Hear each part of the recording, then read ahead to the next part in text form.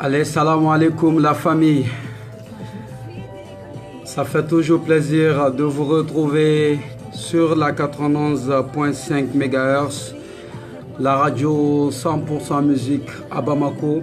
la seule fréquence qui vous assure gratuitement de la très bonne musique 24 h sur 24, 7 jours sur 7. Alors, moi c'est Abdoulaye Karim Sanogo, alias Romac pour les intimes, l'enfant à la polyvalence illimitée.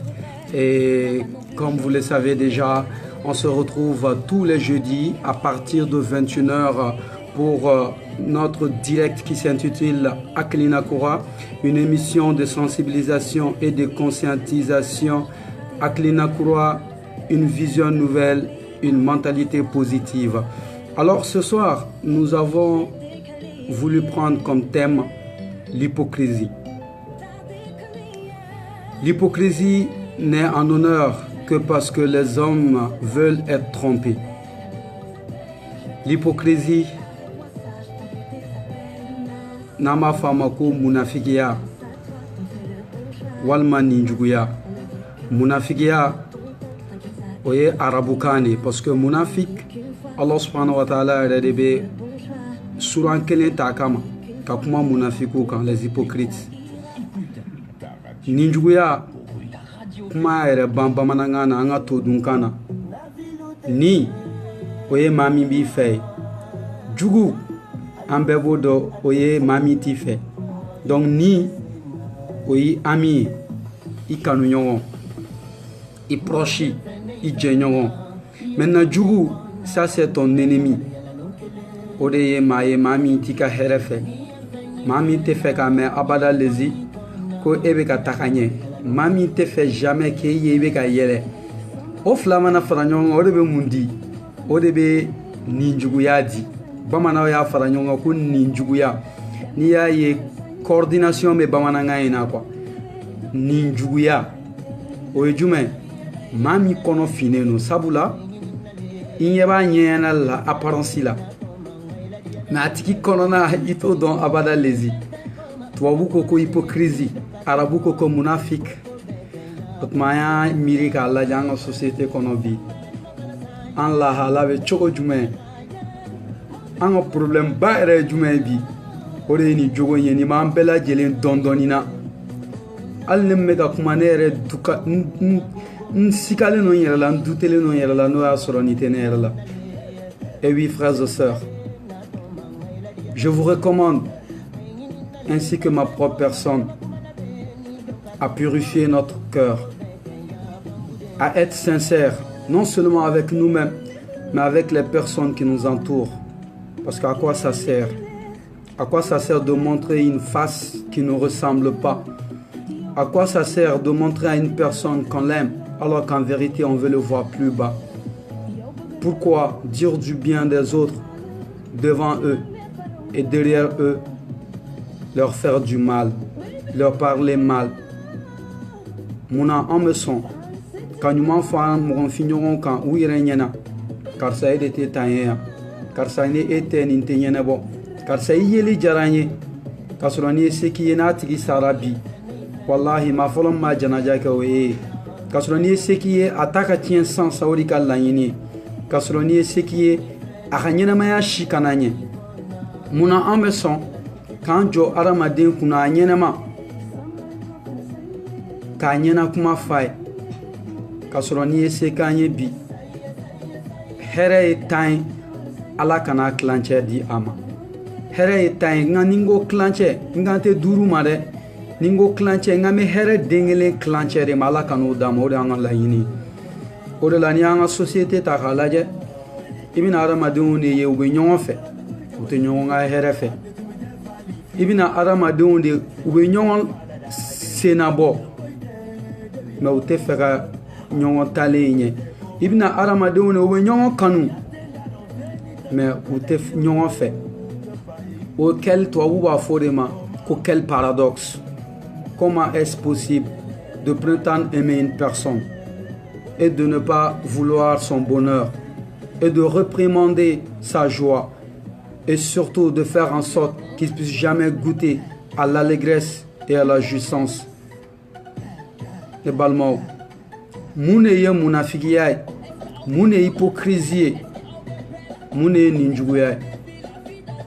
Ninjuguya te dore, ode ki alama de nyongo konya dogola. Parce que jugu kungele bamano bo foye to dunkana ko jugu kungele o ka fisa ninjugu jugu kungele ta de be ye jugu kungele directi iba tale ɲɛgan ka fɔ ale tala bi a tala sini o tuma ne balima an ka da la ka fɔ ale Allah subhanahu wa ta'ala yɔrɔ kafiri kungele ne ka di ala ye muna ala bɛna fɔ an ye ko k'ale bɛ yafa diɲɛ bɛɛ ma i mana diɲɛ kota o kota kɛ diɲɛ kɔnɔ i kɛra jɛnɛyakɛla de ye o i kɛra gulɔmina de ye o i mana kɛ diɲɛ fɛn o fɛn ne tɛ ka mɔgɔ bila k'i pousse ka kojugu kɛ dɛ ni maa ni ye min kɛ o bɛ ni ala cɛ fa'amal ya'mal misqala zarratin khayran yara wa'amal ya'mal misqala zarratin sharran yara. Celui qui fera un atome de bien le verra et celui qui fera un atome de mal le verra. Donc ne tɛna mɔgɔ si bila k'i bila juguman sira kan nka kuma n'a nacogo nu ala ye mun fɔ an b'o de fɔ an tɛ foyi fara a kan ala de ko k'a bɛ yafa bɛɛ ma n'a ko a bɛ yafa bɛɛ ma o kɔrɔ maa min mana yafa ale ala yafa yɔrɔ ɲini maa min mana ɲini ale ala ka yafi ma ko jurumu mana bonya togo togo i b'a fɔ udu kulu ko ale ala subhanahu wa ta'ala b'i ka jurumu écraser k'a kɛ plat ye i b'a fɔ ko depuis wolola don min i bangera don min o tuma e ma deli ka jurumu ye i ɲɛ la fɔlɔ mais a k'ale ala tɛ yafa jɔn de ma ale Allah subhanahu wa ta'ala tɛ yafa filani kafo de ma filani kafo ye jɔn ye filani kafo de ye munafiki ye filani kafo de ye hypocrite ye sabula ni ko filani kafo ko ye jumɛn ko ka maa wɛrɛ fara Allah subhanahu wa ta'ala kan k'o bato o de a bɛ fɔ de ma ko munafigiya o sabula i bɛ ala fɛ i bɛ fɛn wɛrɛ fɛ ala ko k'a tɛ sɔn munafigiw ye jɔn ye tuguni jahanamasow la gɛlɛma munafigiw bɛ laban o ye jumɛn k'a fɔ k'i bɛ ala kira fɛ sallallahu alaihi wa sallam jama la mais kira kɔ fɛn min bɛna ni diinɛ tiɲɛni ye fɛn min bɛna ni diinɛ lagosili ye k'o labato o de la Allah subhanahu wa ta'ala ye kangari gɛlɛn da ala kira ye sallallahu alaihi wa sallam an tɛna don kisa in kɔnɔna la sabula an ka miniti ma ca maa dɔw sɔrɔla kira jɔnɲɔgɔn la kira yɛrɛ kun miirila k'a fɔ ko ninnu de ye a ka danayamɔgɔw ye ala kira kun b'a laɲini waati bɛɛ walasa a bɛ se ka fɛn ɲɛnamaw partage a n'olu ɲɔgɔn cɛ u ka se ka arijana sɔrɔ a nana kɛ fa dɔ nana sa ala yɛrɛ waju jigin ala kira kan sallallahu alaihi wa sallam a ko kira i bɛ k'a laɲini k'i bɛ nin lakile nin t'i fɛ ko ye nin tɛ ne ala fɛ wa i mana diɲɛ fɛn fɛn kɛ nin ye ka ni dusukun in to nin cogo la ne ala tɛ yafa ma wa n'a sara ma don jahanama la ne balimaw n bɛ fɛ k'a fɔ dɔrɔn jusqu'à quel point c'est très dur d'être un hypocrite o de la tagalen ɲɛfɛ an ka alimamiba le commanditeur de croyants n'a bɛ fɔ a ma ko Seydina Ali ala ka hinɛ n'a ala ka bonya n'a ka jɔyɔrɔ b'a yɔrɔ Seydina Ali ko la parole de l'hypocrite est belle mais son intérieur est rebelle. Seydina Ali dit que la parole de l'hypocrite est belle mais son intérieur est rebelle. Bamananga ye jumɛn an ka Seydina Ali radiyallahu ta'ala anhu que Dieu soit satisfait de lui a ko ko munafiki hypocrite ninjugu ka kuma k'i tɛ kuma sɔrɔ abada kuma min cɛ ka ɲi n'a ka kuma ye o de la an ko question la ko ninjugu ye jɔn ye ne teri ne balima ninjugu de mɔgɔ ye i n'a tigi cɛla la o tuma n'i bɛ sa i b'i den kalifa a ma n'i bɛ sa i b'i muso kalifa a ma n'i bɛ sa i b'i tiɲɛ kalifa a ma wallahi i tɛ mɔgɔ sɔrɔ dugukolo kan i bɛ se ka maa min yira k'i ka mɔgɔ ɲɛnama n'o ka tɛmɛ munafiki kan mais ka taa sɔrɔ Allahu akbar Seydina Ali dit que e ka munafiki n'i nana se a ma k'a fɔ k'a ka conseil dɔ f'i ye ko hamina ko dɔ b'i la walima fɛn dɔ b'i kun kan i tɛ ka ɲɛ sɔrɔ a la n'i ye munafiki in ka conseil lamɛn a ko i tɛ conseil wɛrɛ sɔrɔ abada conseil mun ka ɲi n'a ka conseil ye ko mais ko son intérieur est rebelle son intérieur est rebelle cela veut dire quoi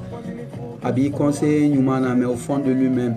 n'i ye se k'a ye ale yɛrɛ ye kuma min fɔ e ye ɲuman sira kan i kana waleya abada lezi a b'i conseiller ɲuman na a b'a fɔ k'a b'i bila ɲuman sira kan mais a ka laɲini ye ka talon de wa a ka conseil yɛrɛ i farati a la dɛ sabula conseil cɛ ka ɲi a cɛ ka ɲi mais conseil kɔnɔna ka dun munafigi de bɛ ladili ko cɛ ɲumani na mais pointin dɔ b'a la kan k'o régler a t'o kala jamais sabula n'a y'o kala i bɛ san sɔrɔ a b'o yɔrɔ bɔ a la wa n'i y'a ka conseil suit a b'o fitinin min bɔ a la i bɛ taa gɛlɛya sɔrɔ yen nɔ de. La parole de l'hypocrite est belle mais son intérieur est rebelle, nous dit Seydina Ali. Que Dieu soit satisfait de lui. Ne balimaw alakira Muhammad sallallahu alayhi wa sallam ale bɛna mun fɔ an ɲɛna munafigi kun kan kira ko hypocrite ko munafigi ninjugu ko ale bɛ jama cɛma ko i n'a fɔ sagadenni bɛ sagadenni un nayo sagadenni o bɛ sagakulu cɛ la cogo min na dɛ ko munafigi bɛ ten de o kɔrɔ ko munafigi ye maadenni de maadenni de don fɛn fitinin de don tiɲɛnikɛla de don a jatelen yɛrɛ tɛ o kɔrɔ munafigi laban tɛ ɲɛ a laban ye kumasulu ye wallahi ala k'an bɛɛ lajɛlen kisi munafigiya ma.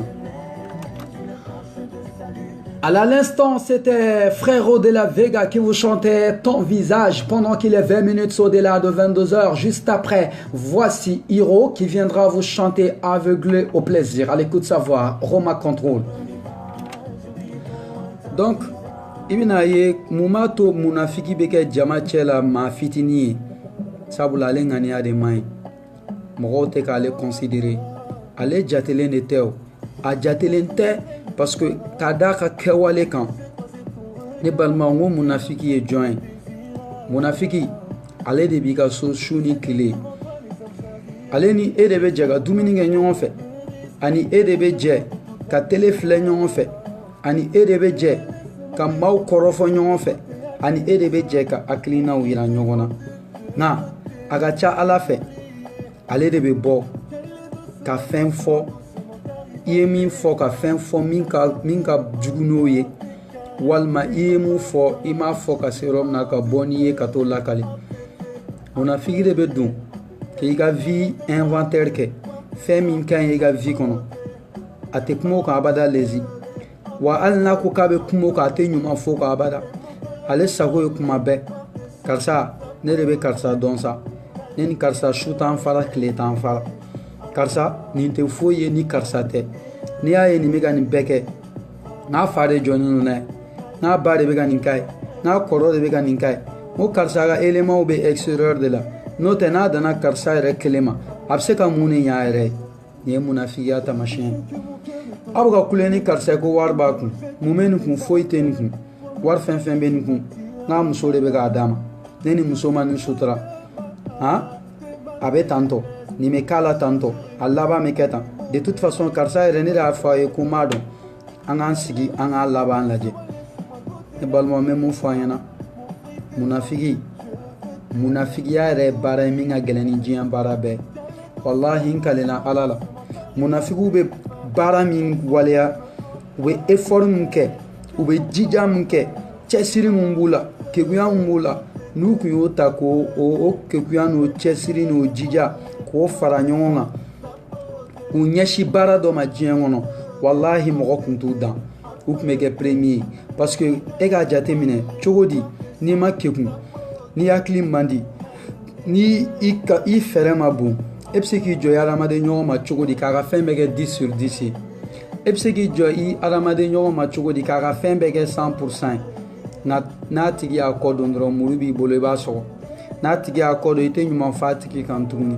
n'a tigi y'a kɔ don fɛn fɛn ye hɛrɛ ko kuma ye e t'o ɲɛsin a tigi ma tuguni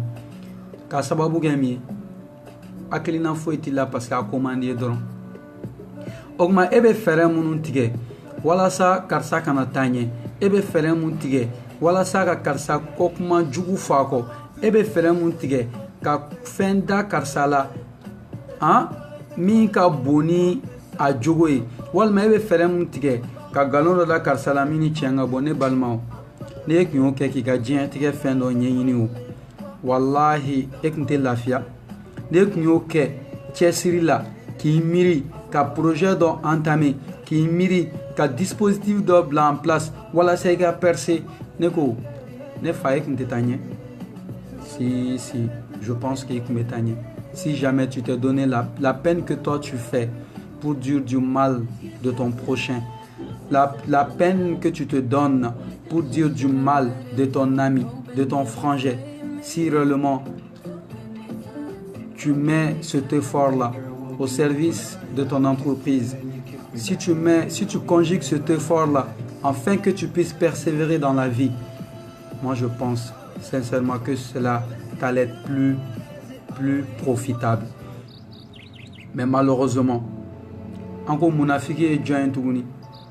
Munafugu de be don ali ni muso ɲɔgɔn cɛ. Ale de bɛ ni muso conseiller k'a yira muso la k'a fɔ ko ale b'e fɛ, ko e n'ale ye joli kelen, ko e y'ale teri de su fara tile kan, ko ni problème b'i da la I muso da la k'i muso k'o fɔ ale, ko e bɛ jɔyɔrɔ o jɔyɔrɔ la, ko ale yɛrɛ bɛ se ka jɔ o jɔyɔrɔ la. An baw n'o y'an musow ye, olu bɛ sɔrɔ ka da o la sa, ko k'i intime ami de ye nin, k'i jɛɲɔgɔn ɲuman de ye nin, ko teri t'i la dugukolo kan ko ni karisa tɛ, a b'i kungo ta k'a fɔ o karisa ɲɛna. O tigilamɔgɔ bɛ taa diɲɛ minɛ ni o kuma ye, ko n y'a ta muso yɛrɛ de da koyi, ko karisa kɔni yan, ko c'est pas la peine, ko karisa fu gɔtɔ taga I mago la, nin bɛ ko o ko la hali nin tɛ se ka nin k'a muso ye, nin bɛ ko o ko la ne ni muso tɛ hali nin tɛ se ka kɛ ta, muso yɛrɛ de ko ma ko nin ka vie bɛɛ bɛnnen don a balima karisa de ma, ou bien nin ka vie bɛɛ bɛnnen don a fa karisa de ma, ou bien ko karisa yɛrɛ tɛ se ka foyi k'a yɛrɛ ye ni karisa tɛ. Munafiki de b'o k'i la, a bɛ don ka yiri muso la k'a fɔ ko non ale ye intime ami de, ko wallahi n'i ye confiance da ale kan a bɛ komi I ye confiance da I cɛ kan, ko a bila I kunkolo la I bɛ se ka fɛn. Ne balimamuso ne bɛ mun fɔ a ɲɛna, n bɛ aw ladi ka tila k'an yɛrɛ kun ladi, ni maa o maa donna aw kan ne balimamuso ko nin y'aw cɛ terikɛ, ko a bɛ se ka fɛn fɛn fɔ aw cɛ k'a k'o fɔ olu ye, ko n'aw mago bɛ fɛn fɛn la yan'a k'a fɔ aw cɛ a kana kɛ dɛ, hali ni ne de nɔ aw kana kɛ, wallahi aw kana kɛ, sabula minnu bɛna don aw kan k'a fɔ k'u y'aw cɛ terikɛ, wallahi aw cɛw u bɛɛ t'aw cɛw ni ye, wallahi u bɛɛ t'aw cɛw ni ye, u bɛ fɛ k'aw cɛw lahala dɔn, u bɛ fɛ k'aw cɛw ka sababu dɔn, u bɛ fɛ k'aw cɛw ka secret dɔn, u bɛ fɛ k'aw cɛw minɛ cogo dɔn, u bɛ fɛ k'aw cɛw lebu dɔn. Jɔn bɛ se ka cɛbakɔrɔ lebu dɔn ka tɛmɛ a muso kan? Cɛbakɔrɔ a mana dogo cogo cogo a muso de b'a dɔn, a mana diɲɛ wuli k'a jɔ a ɲɛ kan a kɔ kan a muso de b'a dɔn. I bɛ fɛ ka fɛrɛ cɛbakɔrɔ ma I bɛ don a muso kan, ni I donna a muso kan n'o y'a sɔrɔ muso in tɛ maaba ye I bɛ cɛbakɔrɔ in sɔrɔ. An ka histoire falen n'o la, Mande histoire yɔrɔ fɔlɔfɔlɔ Mande u y'an nɛgɛ, c'était que la conquête des femmes. Mande u ye kɛlɛ fɛn fɛn kɛ Mande, a caman la a bɛɛ kun ye n bɛ taa karisa muso minɛ, n bɛ taa nin minɛ, n bɛ taa nin minɛ, mais u ye cɛbakɔrɔ fɛn fɛn la bi Mande a 90% bɛɛ muso de y'u la bi. Se kɛra cɛbakɔrɔ fɛn fɛn na Mande 90% musow de y'u la bi. Donc ne balimamuso ni maa min nana don aw kan ko aw cɛ ko k'aw kungo dɔ bɔ aw da la, problème dɔ b'i ni cɛ ɲɔgɔn cɛ, ko ale bɛna intervenir a sɛgɛsɛgɛ. Ne m'a fɔ teri bɛɛ ye teri jugu ye dɛ, ne m'a fɔ mɔgɔ nɔfɛbaga bɛɛ ye mɔgɔ jugu ye, nka yanni ka I ni cɛ cɛla gundo fɔ a terikɛ ye, I jija fɔlɔ I ni cɛ ka bɛn a la, sabula ni cɛ ma bɛn a la n'i bɛnna I cɛ nin jugu ma, wallahi aw ka relation n'a m'aw janto a bɛ taa tribunal la, n'a sera tribunal la a ka ca Ala fɛ o divorce kelen hali n'a bɛ segin ɲɔgɔn ma n'a m'aw farati a b'o signer. Donc b'o kangari belebele da n balimamusow ye, a y'o dabila, a y'o dabila, munafigiw b'an cɛ la, a y'o dabila, munafigiw b'an senkɔrɔ, a y'o dabila, munafigiw b'an ka so, a y'o dabila, an ni munafigiw bɛ jɛ la, an ni hypocrites bɛ jɛ la. Munafigiw de bɛ ka don an kan an n'u bɛ ka te min ɲɔgɔn fɛ, munafigiw de bɛ ka don an kan an n'u bɛ ka yala ɲɔgɔn fɛ, munafigiw de b'an kɔ an ka hɛrɛ n'an ka hɛrɛ tanaw la. Nka wallahi ni ye se k'u ye an ka hɛrɛ bɛɛ tɛ kɛ an ka hɛrɛ ye, ni ye se k'u ye du lundi au lundi a ka fɔ don o don ko jolikuru de b'an ɲɛ kan, o ye munafigiw de taamasiyɛn ye. Ne balimakɛw aw fana k'aw jija aw ka se aw nɛ la, ko ni fila ma n'aw sɔrɔ n bɛ taa ɲɛfɔ n terikɛ n dagawuli ye, me taa ɲɛfɔ karisa ye ne m'aw ladi ka tila k'an yɛrɛ kun ladi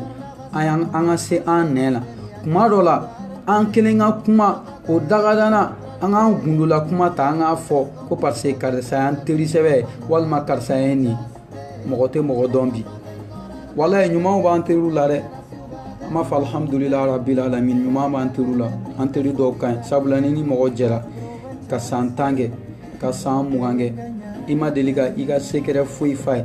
i ma deli ka i ka maa sɛbɛ kuma foyi f'a ye k'o fɔ yiri fitinin kɔrɔ k'i bɛ t'o sɔrɔ yiriba kɔrɔ ni mɔgɔ ye o danaya sugu tɛmɛna ni mɔgɔ cɛ a ka ca ala fɛ aw bɛ sa o danaya kan fo ni ala yɛrɛ ye sababu wɛrɛ kɛ komi an ka dɔnkilidalaba n'o ye Salif Keta o b'o fɔ cogo min na maa ɲuman tɛ kɛ mɔgɔ jugu ye ni ko ma kɛ wa a b'o cogo fana la mɔgɔ jugu yɛrɛ fana tɛ kɛ mɔgɔ ɲuman ye ni ko ma kɛ donc ala k'an bɛɛ lajɛlen kɛ mɔgɔ ɲumanw ye an bɛ mun fɔ ka far'o kan o de ye ne balimaw an ka bila an kun na ko munafigiya k'an yɛrɛ ɲininka kosɛbɛ ko nin baara gɛlɛman ba in ko tɔnɔ jumɛn b'a la yali k'a yira maa la k'i b'a fɛ k'a sɔrɔ i t'a fɛ tɔnɔ jumɛn b'a la a bɛ se ka mun lase mɔgɔ ma ne b'a f'i ɲɛna dɔrɔn ko le mal retourne toujours à celui qui le fait diɲɛ ko o ko n'i ye ɲuman kɛ a ɲuman hɛrɛ a ɲuman tɔnɔ maa si t'a bɔ fo ɲuman kɛbaga maa o maa n'i ye ɲuman kelen kɛ i m'a kɛ ala ye koyi i m'a kɛ kira ye i m'a k'i fa ye i m'a k'i ba ye i m'a k'i sigiɲɔgɔn ye i m'a k'i jɛɲɔgɔn ye maa n'i ye ɲuman kɛ i ye ɲuman k'i yɛrɛ ye a b'o cogo la hadamaden n'i ye juguman kɛ i tɛ juguman kɛ ala la i ka juguman foyi tɛ se ala ma i ka juguman tɔɔrɔ tɛ se kira ma i ka juguman tɔɔrɔ tɛ se i fa ma i ka juguman tɔɔrɔ tɛ se i ba ma i ka juguman tɔɔrɔ fɔlɔ-fɔlɔ bɛ se jɔn ma i yɛrɛ n'i ye mana juguman kɛ bi i sigi a kan an bangebaga ɲuman o y'a fɔ an ɲɛna n woloba ko ma don dɔ la ko n den ko n'i ye hakɛ mɛnlen k'a taara berekɛnɛ ɲini na o kɔrɔ n'i ye juguman ta ka mɔgɔw sɛgɛrɛ n'i ye maaw tɔɲɔ i sigi a kan ko tôt ou tard k'i ni kobilen bɛ ɲɔgɔn na a teliyara de wa a sumayara de wa wallahi fo n'i taara s'a tigi ma ka yafa deli a tigi fɛ k'a tigi ka hakɛ d'a ma n'o tɛ n'i ye juguman ta ka mɔgɔ sɛgɛrɛ tôt ou tard a kɔlɔlɔ bɛ tila ka segin i yɛrɛ ma munafigiya b'o cogo la e miirila ko ni e y'a fɔ k'e bɛ ne fɛ k'a sɔrɔ e tɛ ne fɛ ko e bɛ k'o kɛ ne de la e ba e bɛ k'o k'i yɛrɛ la parce que e bɛ k'o kɛ ne mun na ne yɛrɛ t'o kalama i bɛ k'o kɛ ne mun na ne bɛ ka dugawu kɛ don o don ala n'i bɛ hɛrɛ kɛ ne ye hɛrɛ kɛ ne teri karisa ye ala n'i bɛ hɛrɛ kɛ ne ye hɛrɛ kɛ ne jɛɲɔgɔn karisa ye don o don ne bɛ ka ɲuman ta ala vraiment i ma mɔgɔ di ne ma mɔgɔ min ka di ne ye ka tɛmɛ karisa kan don o don ne bɛ ka ɲuman ta k'e sɛgɛrɛ don o don ne bɛ ka miirina ɲuman ta k'e sɛgɛrɛ don o don ne bɛ ka ŋaniya ɲuman ta k'e sɛgɛrɛ a b'e kɔnɔ ko ni e ye juguman ta ka ne sɛgɛrɛ k'o bɛ se ka fɛn kɛ ne la walayi don o don e de kuma surulen bɛ o la alakira b'a fɔ sallallahu alaihi wasallam ko munafigi bɛ komi i n'a fɔ n'i ye sagadenni bila sagakulubaw cɛ ma cogo min na e de tɛ ye o parce que tuma min na ŋaniyaw bɛ ka baara ɲumanw kɛ e ta b'i kɔnɔ i ta min b'i kɔnɔ o de b'i détruire intérieurement o la n'i tɛ fɛ ka min ye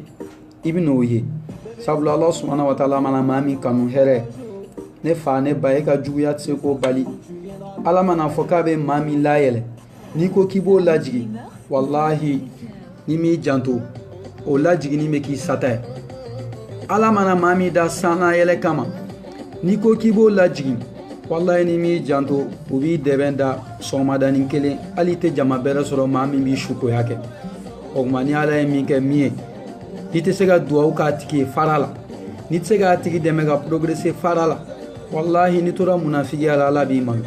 n'i tora munafigiya la ala b'i lebu n'i tora munafigiya la ala na don dɔ yirila don min b'i laɲina i sigiɲɔgɔn juguyali kɔ donc ne balimaw munafigiya min b'an ka société kɔnɔ n'a ɲɛɲɛlen don an ka Mali jamana in kɔnɔ bi munafigiya min b'an ka société kɔnɔ ni maa teri t'i teri ye bilen ni maa jɛɲɔgɔn t'i jɛɲɔgɔn ye bilen ni maa sigiɲɔgɔn t'i sigiɲɔgɔn ye bilen ni maa baarakɛɲɔgɔn t'i baarakɛɲɔgɔn ye bilen ni maa ko kɛ ɲɔgɔn ti ko kɛ ɲɔgɔn bilen an k'a lajɛ an ka fu sira la an k'a miiri an k'a lajɛ an k'a dɔn k'a fɔ ko nafa tɛ juguya la ko ɲɔgɔn dɛmɛ ɲɔgɔn lasankɔrɔtali ɲɔgɔn layɛlɛ toloni yɛlɛ ɲɔgɔn kanu ko n'o ma jamana min jɔ o tɛ se k'o jamana ci ko ɲɔgɔn minɛli n'o ma jɛ min taa ɲɛ o tɛ se k'o jɛ lasegi karisa ka taa ɲɛ ne ka bila o la walayi ni karisa tɔ ma sankɔrɔ ta ne ka da la k'a fɔ ko ne yɛrɛ tɛna wuli karisa ka taa ɲɛ n'o ko kɛ ɲɛ ta n'a ye ne ka da la k'a fɔ ne ka saya de b'o la sabula ne de tɛ sunɔgɔ sabula ne de bɛ hami n'o tɛ ala mana maa min kanu taa ɲɛ kama maa si tɛ se k'o bali o tuma munafigiw n'o y'a sɔrɔ e ni ne n'a dɔɔni b'an dusukun na an k'an dusukun ko an ka munafigiya kɛlɛ ka bɔ an dusukun na an jagoyalen tɛ o ka kɛ bɛɛ fɛ o bɛɛ yɛrɛ jagoyalen tɛ ka k'an fɛ o ma ni maa min ka d'an ye k'an n'o ka ko bɛ bɛn k'an bɛ se k'o kanu maa min ka d'an ye k'o y'an ni na jarabi ye k'an ni de b'o fɛ an ka tugu o kɔ maa min bɛ yen n'o n'an ka ko tɛ ta ko an ka ko ni o ka ko tɛ fin danga kelen kɔnɔ o tuma jagoya tɛ kanu ye hali alakira yɛrɛ sallallahu alaihi wasallam bɛɛ ma k'a fɛ an k'o tigi ye ka to yen nka an kana kɔniya an kana juguya an kana ɲɛngoya an kana jagoya gɛrɛ a la k'an bɛ jagoya baro kɛ n'a ye ka tila tuguni kɔfɛ ka fɛn fɔ a ma fɛn min ka taa sɔrɔ o tɛ bɛn an k'an yɔrɔ ma janya ka bɔ o la. Ok, à l'instant, c'était Serge Beno qui vous chantait merveilleusement Akrakabo sur la 91.5 MHz pendant qu'il est 35 minutes au-delà de 22h. Juste après, voici pour vous tout à l'heure Serge Cody et Patron King qui viendront au chantier Many Girls au plaisir. Microphone animation Abdoulaye Karim Sanour alias Romac pour les intimes. Donc, ne parlons pas mot de faille.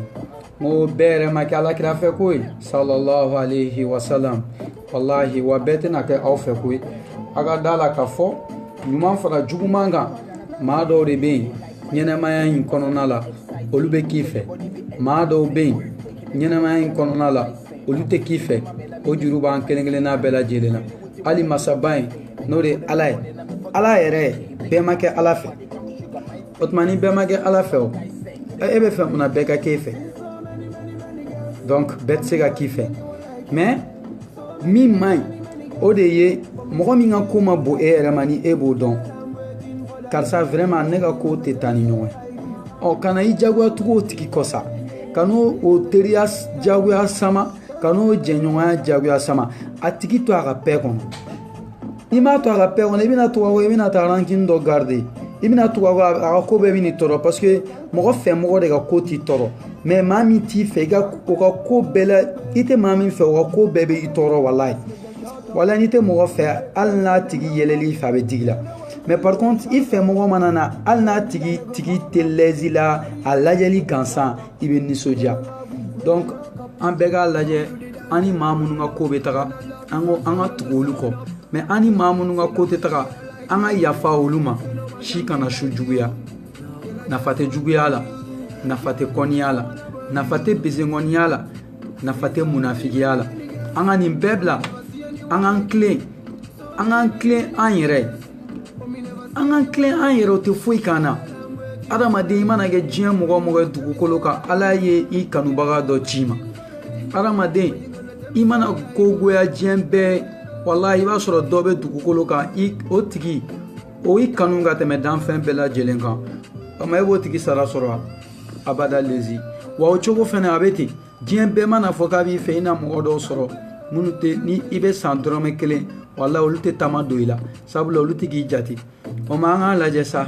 maa minnu b'an jate an ka k'olu fɛ maa minnu b'an jate an ka hɛrɛ kanu n'olu ye hali maa minnu t'an jate an ka hɛrɛ kanu n'olu ye don dɔ la alakira muhammad sallallahu alaihi wa sallam an b'o kisa fɔ ka émission in kun cɛ don dɔ la a ka sahaba dɔ a ɲɛ b'a la misiri kɔnɔ a y'a ye ala subhanahu wa ta'ala ka se kɔnɔ sahaba in ala kɛlen bɛ k'a tɔgɔ sɛbɛn arijinɛ kɔnɔdenw fɛ sahaba in dun tun tɛ waritigi ye sahaba in tun tɛ dɔnnibaga ye a ka kira yɛrɛ mantow cɛ ma a ka kɔnpanɲɔn cɛ ma sahabaw cɛ ma ni mun tɛ maa ye ko maa min i bɛ dɔrɔmɛ kelen ta ka don a la. Mashallah, kuma alakira ko sallallahu alaihi wasallam an bɛ ɲini Allah subhanahu wa ta'ala fɛ a k'a ka hinɛ kɛrɛnkɛrɛnnen kɛ an kuntigi Muhammad kan sallallahu alaihi wasallam, a ka so dunkew kan, a ka sahaba ɲumanw ani maa o maa sɔnna ka tugu a la fo kiyama jɔ don. Donc alakira ye sahaba in a y'a ɲininka ko karisa ko ne ma faamuya ko mun de bɛ k'a to e sera kabini masa Allah subhanahu wa ta'ala ye e tɔgɔ sɛbɛn arijinɛ kɔnɔdenw fɛ, o tuma e bɛ ka baara kɛ n'an tɔw to k'o kɛ n'i y'o jɔyɔrɔ in sɔrɔ. Sahaba in y'i jɔ k'i miiri, a ko alakira sallallahu alaihi wasallam e ye dɔnnibagaba ye koyi, fɛn tɛ se ka dogo e la. O tuma ne kɔni tiɲɛ yɛrɛ la ne tɛ baara foyi dɔn faridaw kɔfɛ, ne bɛ baara min kɛ k'o bɛ se ka ne surunya ala la. Sabula ne tɛ nafila seli la, ne tɛ sara, wari yɛrɛ tɛ ne bolo, nafolo tɛ ne bolo ko n bɛ saraka bɔ, jɔyɔrɔ tɛ ne la. Fo n'a kɛra ne bɛ nalen misiri mun na, ni n bɔra misiri la n bɛ n da ka sunɔgɔ, ni sunɔgɔ banna n bɛ n dari n bɛ ɲini, ni misiri la taga sera n bɛ taga misiri la. Kira ko k'i b'o dɔrɔn de kɛ, ko awɔ. Kira ko k'i bɛ mun kɛ ka far'o kan? A ko alakira n bɛ fɛn kelen kɔni dɔn jogow bɛɛ la, ne kɔni tiɲɛ yɛrɛ la ne filɛ yɔrɔ min na ne bɛ n da ka sɔrɔ mɔgɔ si tɛ dugukolo kan min juguya bɛ ne kɔnɔ.